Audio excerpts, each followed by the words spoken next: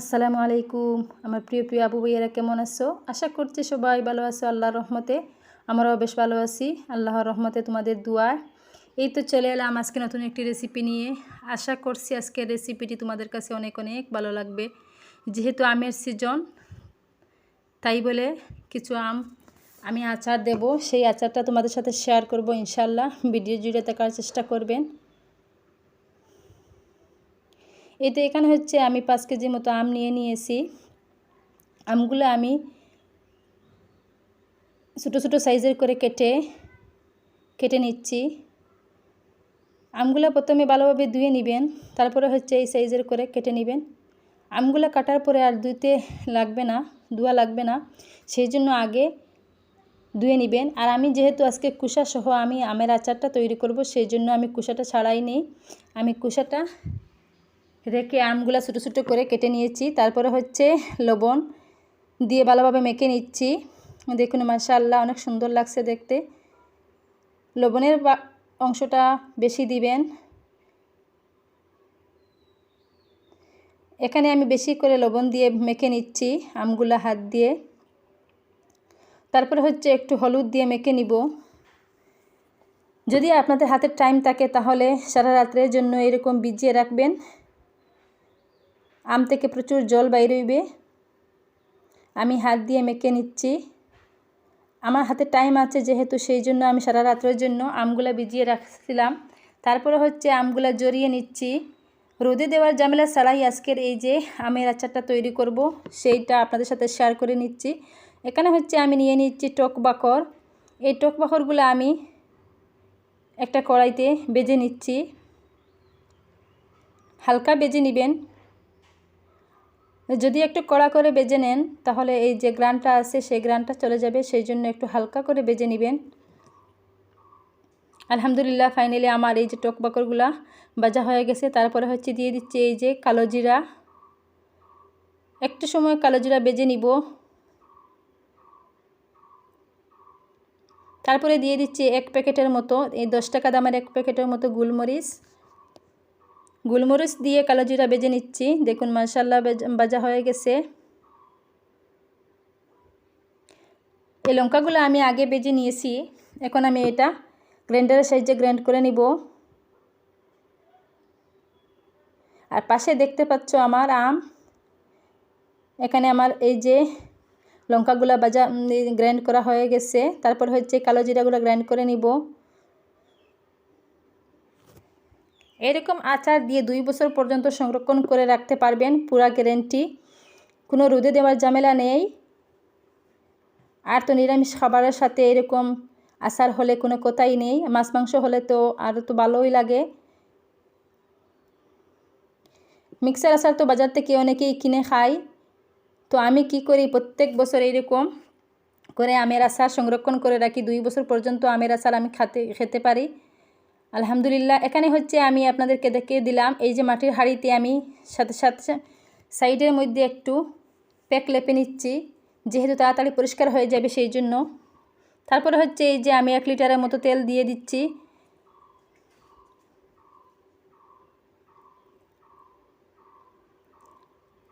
কয়েক কোয়া রসুন নিয়ে নিচ্ছি এখান থেকে।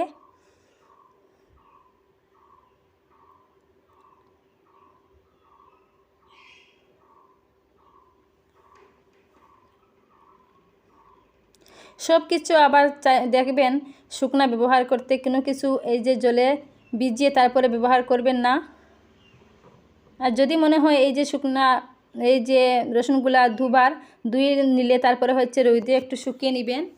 আর যদি রোদে শুকিয়ে নেন না, তাহলে সুতি একটা কাপড় দিয়ে পাতলা পাতলা করে এই গায়ের যে পানি থাকে সেই পানিগুলো তুলিয়ে নেবেন। তারপরে হচ্ছে কয়েক কোয়া আমি রসুন দিয়ে দিলাম তেলের মধ্যে। এখন একটু নেড়েচেড়ে নিচ্ছি।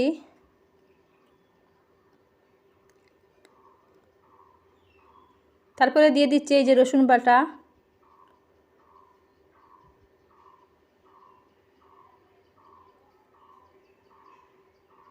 তারপরে দিয়ে দিচ্ছি এই যে শুকনা লঙ্কা কয়েকটা।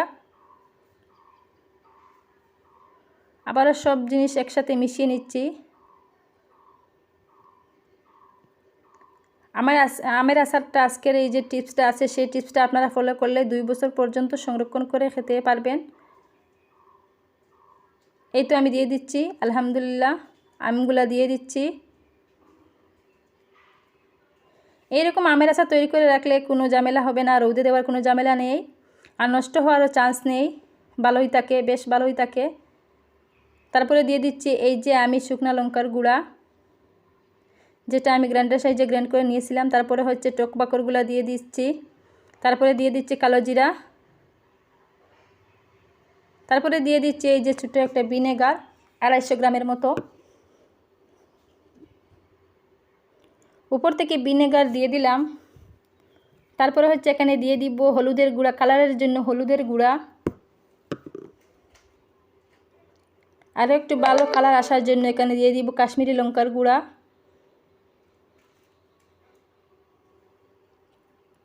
আবার একসাথে মিশিয়ে নিচ্ছি সবগুলা। এরকম হালকা হাতে মিশিয়ে নেবেন যাতে আমগুলা গলে না যায়। আমগুলা কিন্তু গলবে না, যে কারণটা হচ্ছে এই যে আপনারা লবণের জলে ভিজিয়ে রেখেছিলেন, সেই জন্য আরই আমগুলা গলবে না। আমি যেহেতু লবণের জলে ভিজিয়ে রেখেছিলাম সেই জন্য আমগুলা গলবে না, আর দেখা যায় 2 বছর পর্যন্ত সংরক্ষণ করে রাখতে পারবেন। বাজার থেকে মিক্সার আচার কিনে খেতে হবে না, এরকম আমের আচার করে তৈরি করে রাখলে মাছ, মাংস, ভাত, রুটি, ডাল সবার জন্য কিন্তু এই আচারটা পারফেক্ট, একদম খেতে খুবই ভালো লাগে। লবণ দিতে ভুলে গিয়েছিলাম, তারপরে দিয়ে দিচ্ছি লবণ। তারপরে আবার একটু অল্প তেল দিয়ে দিলাম। সব শেষে এখন মিশিয়ে নিচ্ছি। মাশাআল্লাহ আচারগুলো অনেক ভালো হয়েছিল, অনেক মজা হয়েছিল। আপনারা বাসায় হইলে একবার ট্রাই করে দেখবেন এই আমের আচারের রেসিপি, আর কমেন্ট সেকশনে জানাবেন আচারের রেসিপিটা কেমন হয়েছে, আপনাদের কাছে কেমন লাগছে। দেখুন আমার আচারগুলো অনেক সুন্দর হয়েছিল। আমি প্রত্যেক বছর এরকম আচার দিয়ে রাখি।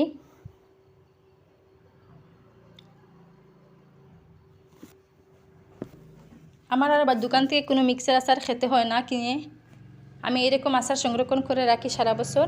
ভাত, ডাল, মাংস, রুটি এসবের সাথে নিরামিষ সবজি হলে তো আর কোনো কথাই নেই, অনেক ভালো লাগে খেতে।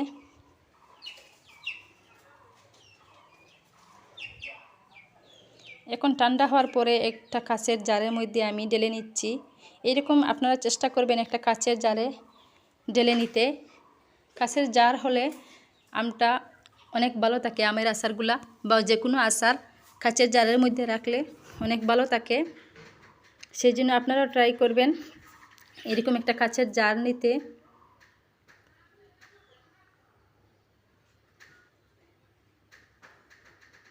যারা আমার মতো আমের আচার তৈরি করেন নিশ্চয় আমার আপুরা দেখেই বুঝতে পারতেছেন কেমন সুন্দর হয়েছে, কতটা সুন্দর হয়েছে আর কতটা লোভনীয় হয়েছে আচারগুলা।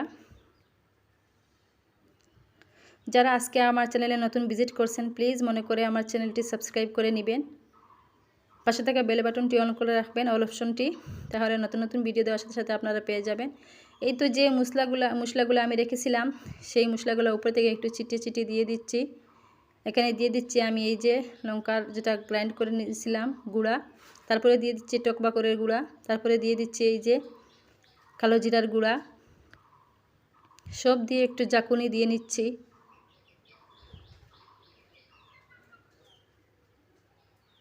দেখুন মাশাআল্লাহ অনেক সুন্দর হয়েছে কালারটা।